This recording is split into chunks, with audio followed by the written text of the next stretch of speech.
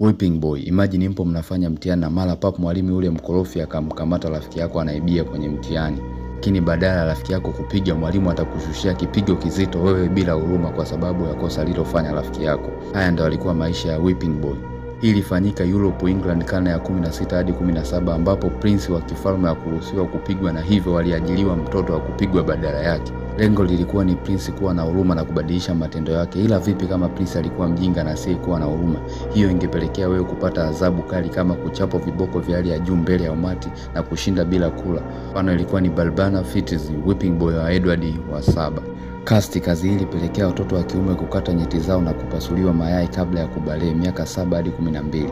Baada ya makanisa ya Katoliki kufunga na kupiga marufuku wanawake kuimba, ndipo kazi hii ilijitokeza. Watoto wa kiume walichukuliwa na kufili gap za voko za wanawake, lakini ili kufanya sauti zao zisiwe za kiume nzito, ndipo mayai yao yalipasuliwa ili kuzuia homoni za testosterone.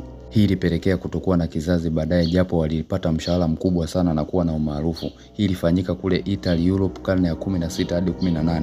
Mfano ni Fellinelli mwaka 1705 hadi 1782, mwimbaji maarufu zaidi wa castrato. Human clock, imagine mara ngapi umemwambia rafiki yako akuamshe ili ufanye jambo fulani, lakini umeshawahi kumlipa hata mara moja?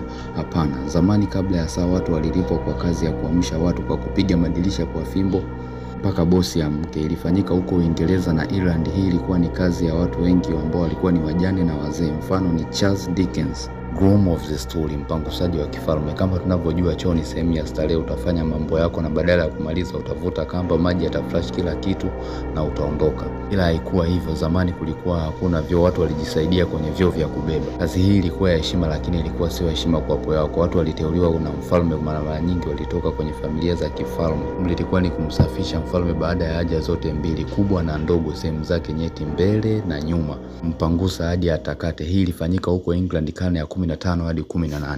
Professional mona, mliaji wa kukodiwa. Enzi za Misri, Roma hadi baadhi ya maeneo ya Afrika ya leo, watu walilipwa kulia kwa nguvu kwenye mazishi. Hii ilikuwa ni ishara ya heshima kwa marehemu.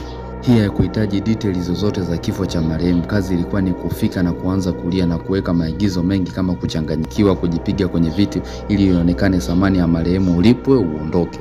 Kama umependa video hii utastajabishwa sana na kujua mengi usiyojua kwenye video 2 ambazo nimekuwekea hapo kwenye ukurasa wangu. Pia kama umependa, please share, comment and subscribe.